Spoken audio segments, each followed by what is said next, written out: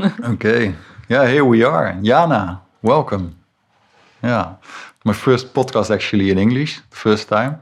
But this morning was already about a lot of differences. I met this morning two guys for the first time. Not someone, but two people in front of me. And now Jana, 10 plus years living now in the Netherlands, coming from Bulgaria. When I first met you, I thought there was an event, an international entrepreneurial event. Okay, there is someone coming from the East, or I didn't get it right. Then a week later, I suddenly saw you again at an event, and I thought, she's still here? Is she living here? And then I spoke to you, and then you said Jana Wilhelmus, and then I totally lost it. So please tell me, who are you? Yeah, I'm a secret agent. Secret agent, yeah. No. I'm Jana Wilhelmus. Yeah. I'm so happy to be here. Thank you so much. Yeah. This is my first video podcast. Yeah. It's very exciting. Yeah. Who am I? I'm a woman living in the Netherlands and working as a businesswoman. I have my own business, my family, my children. And I enjoy life in the Netherlands. Yeah. And quite some roles, what you say. I'm a woman, that's a role. Coming from abroad. Had a career in e-corporate. Yeah. And then now you're an entrepreneur. Yeah. Meanwhile, not only a businesswoman, but I also know that you're also very spiritual. So that's a lot in one person. Yeah. And what part, when I describe this, is strongly resonating? What's important for you? What part of the I am? Yeah. The family is important, very important. Taking care of my family, giving them stability and nurturing them, all of them, my kids, my husband. And another thing is when you move to a different country, you sort of become an in-between person, right? You have your roots, but then you become so much somebody else. And then you have one foot here and the other foot there. And it's a journey to accept that. First, it's a struggle. You're trying to fit in. And then you're thinking, shall I lose a little bit of myself to fit in? Or, who am I going to be and who do I want to be to fit in and to actually be accepted and to succeed? But I'm now 40, and I think it took me 40 years to actually say, I am who I am, and it is what it is. And you become your own being, and it doesn't matter where you're from or if you fit in or not. It's just maybe you bring different energy to the room.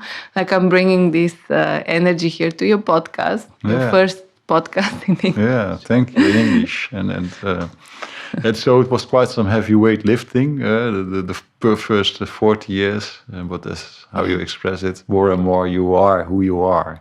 Yeah. And you can sink into it and you're okay. Right? Yeah. It's a process. Many things also in business, they're a process. Sometimes we're impatient. Especially when we are young, we want things to happen quickly, right? I think younger people are now much more awake than we were, probably, which is great. I keep seeing these 20-year-olds. They're so grounded and so balanced.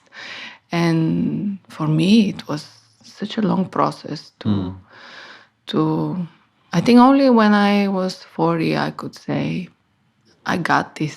So you're born last year or last few years. You can say that in that way. Yeah. So you met. You were in the spirit business. You had a corporate career. Yes. And now you're doing different stuff. Tell me, how was your career and what came to you? Yeah. And what you're doing now? Yeah, I graduated at American University. I started a little bit in advertising and then began my career in the drinks business, in the spirits business. So working for big... So spiritual business already. Spiritual, not spiritual. In a different way. In a different way. So working for brands like Smirnoff, Johnny Walker, the big drinks companies. 10 years in the drinks business. What kind of woman were you at that time? What did you need to bring forward or on the floor? A lot of energy, a lot of... It's a fun business. You work a lot with bartenders and there's a lot of creativity, but there's also a lot of corporate things in the big corporates, right? A lot of traveling. At one point, I was traveling a lot. Almost every week, I was away from my babies. I remember one bartending event in Milan. I was pumping my milk in the toilet. and I came out, there was 30 people outside waiting to use the restroom. But I kept traveling and working throughout my whole pregnancies. Wow. And then during the pandemic, I feel that the pandemic was a terrible time, right? But also for some people was a time of discovery. For me, we slowed down, and I actually was able to be with my family. And I was looking into, ideas and what do I want to do. And then my dear friend from many years, Maria, she called me and she said, we're actually in a pitch for a big drinks company, international pitch. Do you want to participate? And I said, sure, it's the pandemic, everything is slower, I'm working from home. I can maybe combine it, And I started my official side hustle. At night, I was working. During the weekends, we were working on a big strategy for a big gin brand. And we developed a beautiful presentation, beautiful strategy. Also, my husband was involved. He's also from the drinks business in the past, more analytical side on the business. And we all worked on this strategy. When was that? In what year? 2 years ago or 3? More than 2 years ago. It was high pandemic time. And then many months passed. It's like we were getting accepted into NASA. This is what with these big pitches is like. And then one day I was picking up my kids from school, and they stopped at this playground. They were like, Mom, can we play? And my phone rang, and it was my friend Maria, and she said, we got it. Really? We got the client. I was like, what? And at that moment, also my son fell from one of the climbing things from the playground. He was screaming and crying. My daughter was, come, and I was on the phone screaming also. We got the client. And then my friend said, yeah, do you want to work like a freelancer? And we started working. I was like, okay, let's just try it. And I started working with them. But you had already an intense job. I had you had 2 kids. I had a full-time job. I think also a lot of women will look at this podcast and listen to you. So I think it strongly relates to a lot of women that there are so many roles, so much things to do. And so this was this moment for you. Absolutely. I had a full-time job, and I said, I was curious. I was like, okay, let's do it. And then the first assignment we got, we need to find a Hollywood celebrity, like a very famous person. You had a few in your... Yeah, I was like, okay, who should I... No. Wow. And we need to find a Hollywood celebrity immediately, urgently. for a big campaign in 15 countries for a whiskey brand.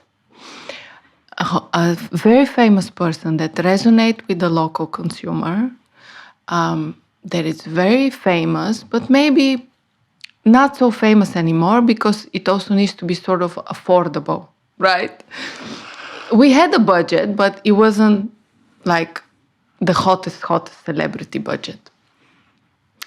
And, we looked at Javier Bardem, Sylvester Stallone, those kind of celebrities, right? We made a whole deck, and it was so funny because we had such a fun time doing that. And we were joking, okay, if it's Javier Bardem, I'm going to take the contract to him personally. Yeah. He's handsome, right? Yeah. And then we found Adrian Brody. Wow. Amazing guy. And so a few months before that, you were living in Berkel Roderijs, right? Yeah. Yeah, with your kids and then working. And then a few months later, this is happening. Yeah. I'm still working full-time job. Oh, you're still working. So this is, I'm doing negotiations with LA at night because LA wakes up much after our working hours. So I was until 1, 2 in the morning negotiating with LA for Adrian Brody. And pandemic was still going on. And we needed to shoot a clip so nobody could travel. So we organized the whole contract, everything from you already had the name of a company for this venture? Yeah, we were operating from United Partners, the company of now my business partner. She has an agency for 25 years, very successful advertising agency. In Bulgaria. Yeah, but now we operate internationally. And we organized the whole video shooting on a rooftop in LA. You never did that before, right? No. I mean, the video shooting was not our job to organize. We organized the whole project around it. So a team flew in, I don't know from where, I think from Moscow, the production team, and they shot beautiful advertising. So we did the whole PR around it.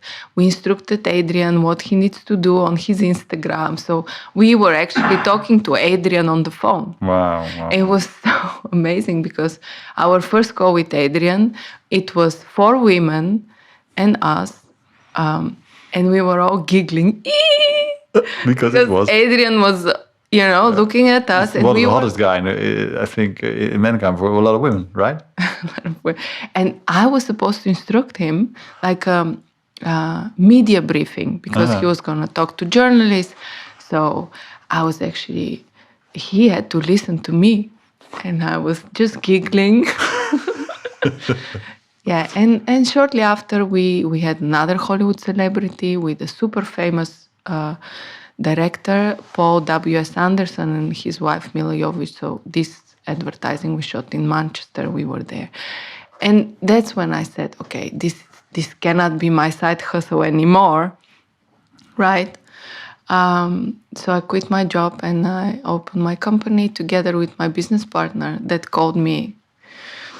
Yeah, and then the shoot was done, the product was done, the campaign was running, and then you said it's sorted out, right? You won something. Yes, we won 2 awards. Yeah, from the biggest PR achievement. One was for using a mix between traditional and alternative media, and the other one was very amazing award for us. Amazing achievement. And you just see the whole picture where you were, what you were doing, where you were living, your friend calling you and pitching and you winning it, and then this is the result. It's an amazing life story. Yeah. So in the spirit business, and now an entrepreneur. Yeah. Yeah, and also be a member of the Accelerator program in the Netherlands, EO, in the entrepreneur organization. So you're in entrepreneurism nowadays. Yes. And how is that? It's a great journey. It's very scary to start this journey, but then when you do, you say, you think, what have I been doing all this time? I really believe that you can achieve so much. As long as you work hard, as long as you set your mind to it, there's no way that you cannot be successful doing that. So what you're saying is your potential in yourselves is enormous, and we tap into it, adding your own energy, crazy stuff can happen. Absolutely. Yeah. I really believe in that. I do believe in manifestation, right? But you also need to work hard. Yeah. Set your goals, get up in the morning, and just work. And also talking about that, manifestation and work hard, it's like you also talked about male and female energy. Female energy about manifesting, and then the guy thing about working hard. How do you look at that, at male and female energy, and how to combine it, and looking at yourselves? Yeah, that's important to be able to tap into both energies. Not to lose your femininity on the way, because at the end of the day, you are a woman. You are a mother. Maybe in some cases you are a mother. But you're also, working hard, achiever. You're a warrior. So it's important to be able to be a warrior and also to be a queen, right? Yeah, if we talk about that, to be able to reward yourself. And who were you in the spirit business? Were you more the warrior or the woman? How did you combine those two parts in yourselves? I was more the warrior, I think, in the corporate world. Sometimes when you slow down and just be a queen, you are actually very productive, because then so many ideas come to your head. And if you step a little bit to the side of your daily warrior job, right? And you go and maybe do meditation, or you go and you do your practice. I practice yoga 3-4 times a week in the studio and also at home. Or when you just take your me time. And my family knows, for example, on Sunday morning, I go to do my practice, and then I have lunch, and then, I leave the house around 9 o'clock and I come back at 3. And they know mommy is doing her own thing. But then I get then you get so much from that time, so many ideas. When you step aside from your daily chores, you can actually achieve much more than when you're actually working. And sometimes. And when I listen to you, this is very well thought of, well organized.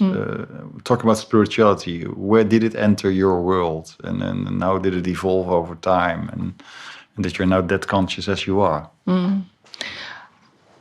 I think when I started practicing yoga, I know it sounds like a cliche, but maybe for more people, it was when they started practicing yoga. And I started practicing yoga when I was pregnant. I went to this prenatal class, and I was like, what? This is actually amazing. And the things that lady taught me, and I come from a culture where, for example, also in the Balkans, but also in Latin America, I know in many countries, giving birth is not something natural, The cesarean is like something everybody does. So with this prenatal yoga class, I actually became really in touch with my body. Yeah. And the breathing.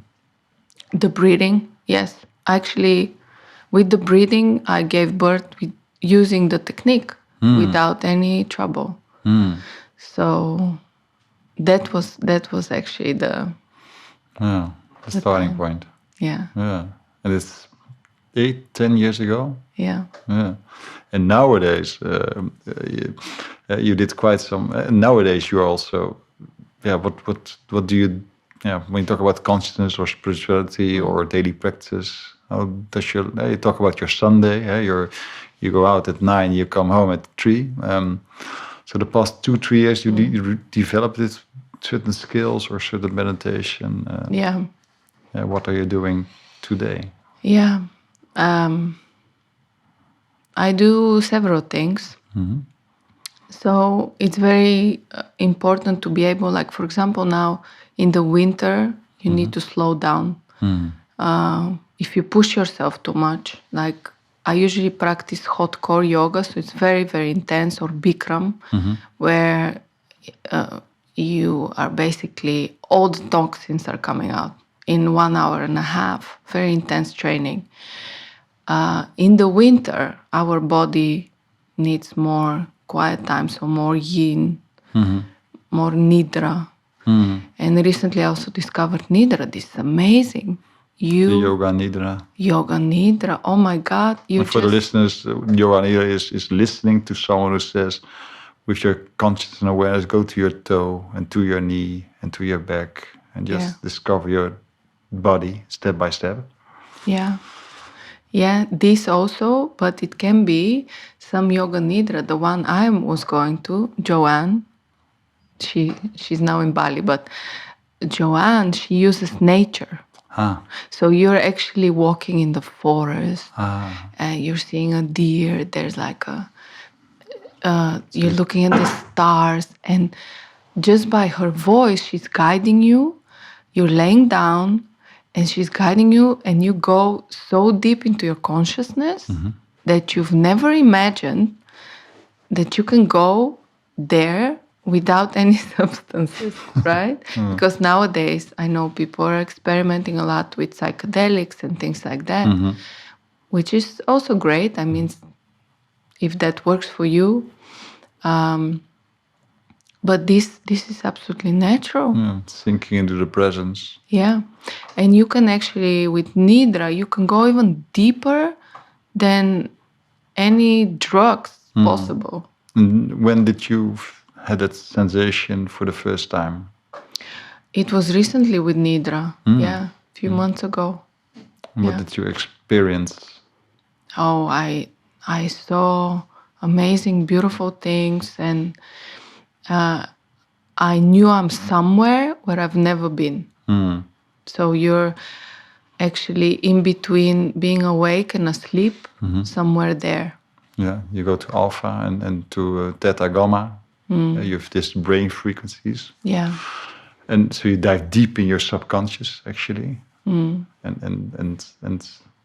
you were awake, but not awake. But you see or felt or experience or saw. Yeah. I saw many beautiful things. You basically walk around your subconsciousness. That's what you do, and they experience different things in there. And many people with Nidra, they think, I'm just asleep. But then the teacher said one thing, which was very interesting. She said, if you're asleep, when I say the class is over, now you can start waking up, you won't hear me, but you hear me, so you're not asleep. Right? So interesting. And how does this help you in life or in business? Oh, this helps me a lot. To be dealing with stress, to be sleeping well, really important. Yeah. If you are not sleeping well, if you're tired, if you're exhausted, nothing is working. No. Your family is not working, your family can be falling apart, and your business. So hot yoga, yoga nidra, meditation. I'm very happy that you're sitting here because I also do all that kind of things. So I'm very happy that I meet someone that goes also that deep and feels this kind of subconscious levels in themselves. And this space, this enormous space, and was there. So I'm very happy that you're on the same page. You also do other stuff. I said, do you want something to drink or something to eat? And then you said... Yeah, intermittent fasting. That's important to be able to listen to your body, right? So some people say starvation, but it's not starvation. I used this book, was it 2 years ago I started, changed my life. What book? It's called Delay, Don't Deny by Jean Stevens. She's an American. Now she has a new book, Feast, Fast, Repeat.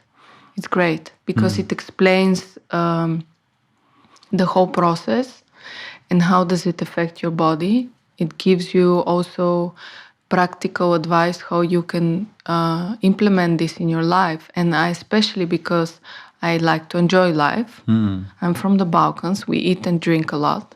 We celebrate life every day. But what delay, don't deny, I really like that because you just delay. So when you think in your mind, you don't think, I'm on a diet, I can't have this. You're torturing yourself. But when you just say, okay, one more hour, I just wait, I delay. And then you feast. So after that, you have a beautiful lunch. Or my lunch can be at 2 o'clock. Let's say I'm doing 19 hours without food. You can have a bone broth, something to warm up. And also nice collagen for the skin. Or you can have like a nice, beautiful warm lunch or a healthy salad or something. And then you also become very sensitive what you put in your body. You are not craving chips or, things which are not real foods. You're craving, actually you can hear, just like when you're a child, you're like, oh, I wish I have some eggs, because maybe your body needs some extra protein or something. It's more, you eat what you need. Yeah. Just subconsciously. I also intermittent. We're also on that same page. And now, do you have a relationship with alcohol? Because you worked in the spirit business, and I think it's an interesting business. But not go into that. But do you drink alcohol, or you? Yeah. Yeah, you drink alcohol. I drink alcohol. We just yesterday we broke. Today is 2nd of February, so. The whole month of January, we didn't drink with my husband and friends. Yeah. We supported each other. But, yeah. It is what it is. Yeah, but you're not addicted. You can easily stop it for a month. Yeah. That's the most important thing, I guess. Yeah. Yeah, so your entrepreneurial story, your career, being a mother, and how it... gets all kinds of issues with how to divide my time and my attention. When you look at women and women in a career and starting as an entrepreneur, what's your vision on that? There's few women in the business, right? Yeah. If you look at EO also, I think 1 out of 10, 2 out of 10 max. Yeah. Yeah, women have so much possibilities, right? But sometimes women think they need to sacrifice in order for the family. So that's one part, sacrificing. And what's another part that's playing a role, you think? Many women say, especially those that don't have children yet, they say, I'm going to do this after the children. Or I cannot have children now because I actually want to build my business. And what my experience is that, on the contrary, when you have the children, you actually discover you can do so much in so little time because you become so effective. You're like a machine. In 2 hours, a woman with children can finish the work of a guy for a whole week working in the office. Because these 2 hours, you need to be your best. And I think for women, this shouldn't be a stop or a barrier. We can combine things. And I believe nowadays, in this time we live in, we can also balance it very well. You can maybe work from home, be there for your children, and catch up early in the morning the next day and compensate. That's why we're blessed, I think, nowadays. The way we work, the way the world is operating with all these virtual possibilities. What do women in general bring on the table with their essence and their energy? Women bring very different perspective, right?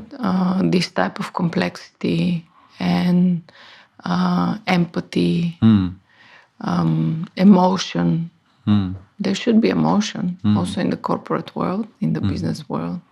Yeah, beautiful. Yeah. Emotion, complexity, diversity, empathy.